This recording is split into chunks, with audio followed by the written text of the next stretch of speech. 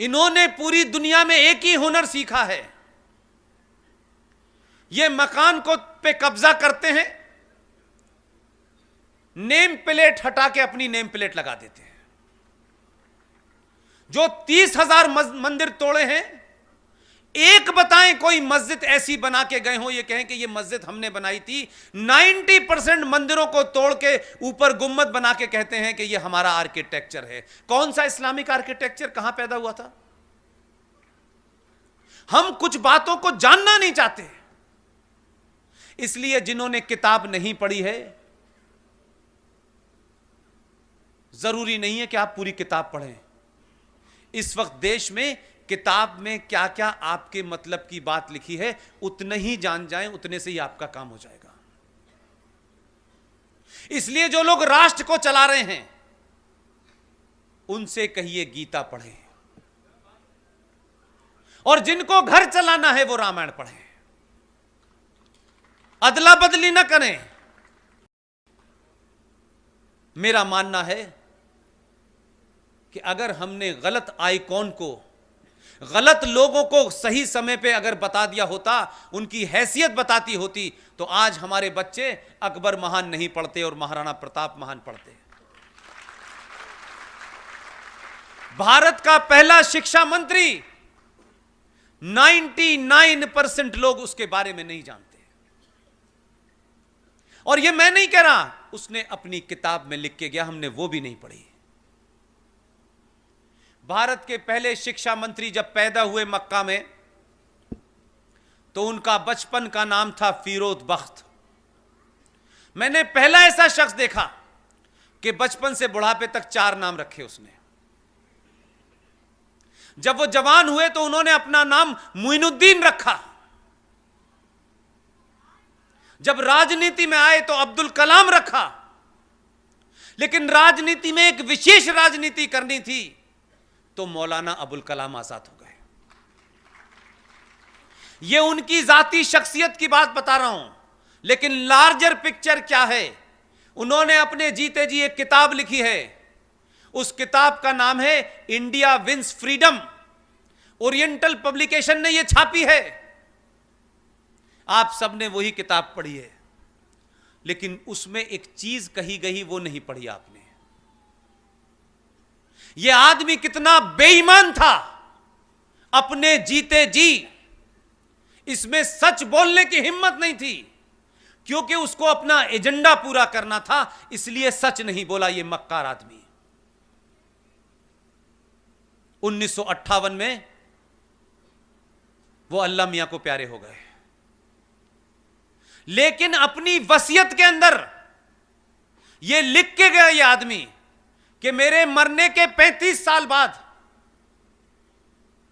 मैंने 30 पन्नों पे कुछ लिखा है, लेकिन मैं अपनी किताब में नहीं जोड़ सकता। मेरे मरने के बाद इन 30 पन्नों को मेरी किताब में जोड़ देना। ऐसा ईमानदार आदमी भारत का शिक्षा मंत्री था, जो अपने रहते हुए सच नहीं बोल पाया, अपने बारे में सच नहीं बोल पाया। उसने भारत की शिक्षा नीति में कौन सी सच्ची बात कही होगी? इससे बड़ा कोई झूठ हो सकता है? 1998 के अंदर सुप्रीम कोर्ट में केस चला, उनके वारिसों ने केस जीत लिया। ओरिएंटल पब्लिकेशन स्वाइन ने वो केस जीता और वो 30 पन्नों के साथ वो किताब दोबारा से छाप दी मार्केट में। हमारे समाज ने फिर भी नहीं पढ़ी। हम तो बहुत महान मानते थे, क्योंकि मौलाना आजाद ने जिना की बुराई की, कहा कि जिना तुम पाकिस्तान बना रहे हो, ये गलत कर रहे हो। मुझे जिना से कोई शिकायत नहीं है, मुझे असदुद्दीन ओवैसी से कोई शिकायत नहीं है, मुझे इस देश के सेकुलर मक्कार मुसलमान से शिकायत है। उसने यहां रह करके जिना से ज्यादा खतरनाक काम किया। 90 के अंदर वो किताब छपी, पूरे मार्केट से किताब गायब हो गई। जिन्होंने उस पर राजनीति की थी उनको पता था ये किताब अगर गलत लोगों के हाथों में पड़ गई तो हमारा पूरा का पूरा जो सेकुलरिज्म का चरित्र है वो जमीन पे गिर जाएगा। लेकिन मैंने भी सही जगह जन्म लिया है। उस किताब की एक कॉपी मेरे पास भी है। तुमने किताब भले ही इस मार्केट से गायब कर दी हो, 3 साल में मैंने उसको इतना बताया है कि लोगों को पता चल गया ये देश का पहला फ्रॉड शिक्षा मंत्री क्या था। उस 30 पन्नों का जिस्ट इतना ही है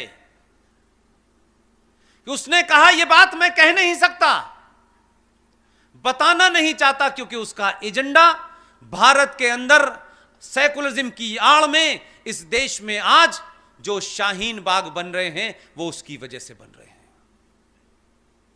30 पन्नों में उसने कहा Jinnah was right, Nehru was wrong. Nehru चाहते थे कि पाकिस्तान बने, जिन्ना नहीं चाहते थे। यह बात अगर अपने सामने कह देता तो शिक्षा मंत्री नहीं बन पाता। तो भारत की आने वाली जनरेशनों को जिस तरीके से आज वो एक रास्ते से उतर गई हैं, जिसकी वजह से स्वामी जी से लेके हजारों लोगों को, हम लोगों को रात में जग जग के सही बात बतानी पड़ रही है, वो नहीं पड़ती अगर ये बात ना होती तो। ये वो खतरनाक लोग थे जो भारत में रहते हुए ये कहते थे सब कुछ मिल जाएगा, क्यों जा रहे हो, तुम्हारी जितनी हसरतें हैं, जितनी ख्वाहिशें हैं, यहां रह के पूरी हो जाएंगी। पाकिस्तान बड़े सोच के बना था जो यहां रह गए थे। 1946 में पाकिस्तान बनने के लिए मुस्लिम लीग ने वोट मांगा। 475 सीटों में से मुस्लिम लीग को इस देश के मुसलमानों ने 425 सीटें दी। सारे देश का मुसलमान पाकिस्तान चाहता था, लेकिन कितने समझदार लोग थे, पाकिस्तान बनने के बाद यहां से गए नहीं। आपके बॉर्डर पे एक इस्लामिक मुल्क बनवा करके, एक आर्मी लगवाने के बाद, एक ईस्टर्न बॉर्डर पे आपके एक पाकिस्तान इस्लाम बनाने के बाद यहां से नहीं गए। इसीलिए अलीगढ़ यूनिवर्सिटी में जब मेरे बड़े भाई हुआ करते थे, मैं स्कूल में छोटा होता था तो एक नारा लगता था, वो मैं कभी समझ नहीं पाता था कि इस नारे का मतलब क्या है, क्योंकि मेरी जिंदगी सुबह से लेकर शाम तक कुरान, इस्लाम, नमाज, हरिया और शरीफ में से गुजरती थी। उस वक्त ये नारा बड़ी आसानी से लगता था बीच बीच में कि लड़ के लिया है पाकिस्तान, हंस हंस के लेंगे हिंदुस्तान। आज 70 सालों के बाद इस देश को पता चल रहा है कि जो यहां हैं वो इसी संविधान का हिस्सा बनके, इसी डेमोक्रेसी का इस्तेमाल करके उन्होंने एक आदर्श सत्ता इस देश में स्थापित कर ली थी। आज जो लोग धरने पे बैठे हुए हैं उनका सबसे बड़ा संकट है 1000 या नहीं राजा दाहिर सेन के बाद। अगर आपने सही इतिहास भी पढ़ा होता और स्कूलों और कॉलेजों में भी नहीं पढ़ाया गया होता, तब भी आप उन किताबों को पढ़ लेते जो मार्केट में मौजूद हैं, तो यह दिन देखना नहीं पड़ता आपको। आज सत्ताएं आती तो इस देश को विश्व गुरु बनाने वाले रास्ते पे ले जाती। आज जो सत्ताएं आ रही हैं, पुराने कुकर्मों को वो साफ करते करते 5 साल बीत जाते हैं और भारतीय राजनीति में हर 5 साल के बाद वोट लेने जाना पड़ता है और वोट का डेमोग्राफी का बदलाव तेजी से हो रहा है। यही कारण है कि राजा दाहिर सेन की कहानी आपने इसलिए नहीं पढ़ी कि सिंध आपके जनगण मन के अंदर तो आता है, लेकिन सिंध का आखिरी राजा, वो हिंदू राजा जिसका नाम राजा दाहिर सेन था, उसका इतिहास पढ़ा होता तो आप खड़े होकर के ये छोटे भाई का पजामा, बड़े भाई का कुर्ता पहने हुए इधर से उधर घूम रहे हैं। ऐसा लगता है सारा ज्ञान इन्हीं को है। इनका कॉलर पकड़ के पूछते, बेशरम मक्कारों, जरा ये तो बताओ, तुम हमें काफिर कह रहे हो? हम काफिर हैं। कुरान शरीफ में 30 आयतों में 34 बार काफिर का जिक्र आया है। हमें काफिर बता के तुम मार रहे हो? जरा शर्म करो, अपने गरेबान में झांको जरा। तुम्हें अपनी औकात का पता नहीं है। तुम बहुत बौने लोग हो। छुपाने से, किताबें छुपाने से इतिहास नहीं बदलेगा। राजा दाहिर सेन सिंध का एकमात्र वो राजा था जिसने प्रॉफिट मोहम्मद, जो इस्लाम के पैगंबर थे, उनके नवासों के नवासों को अपने यहां शरण दी, अपने यहां छुपाया। और एक मुसलमान जिसका नाम था मीर कासिम, उसने राजा दाहिर सेन पे हमला किया। राजा दाहिर सेन के घर में पति, बीवी, पत्नी, मां, बेटी सबको मारा। राहिर ज्यादा सेन को भी मार दिया। लेकिन राजा दाहिर सेन का डीएनए देखिए 5000 साल पुराना। उसने अपने घर में प्रॉफिट मोहम्मद साहब के नवासों को शरण दी थी। तब वोट बैंक की राजनीति नहीं थी और सेकुलरिज्म नहीं था। यह हमारे डीएनए का हिस्सा है। हमने नहीं देखा कि वो कौन हैं। वो इस्लाम के मानने वाले हैं और इस्लाम मूर्ति पूजा के खिलाफ खड़ा हुआ है और मूर्ति पूजकों को तुम मुशरिक कहते हो, तुम काफिर कहते हो। हमने तब भी अपना धर्म निभाया था। मुझे दुख इस बात का है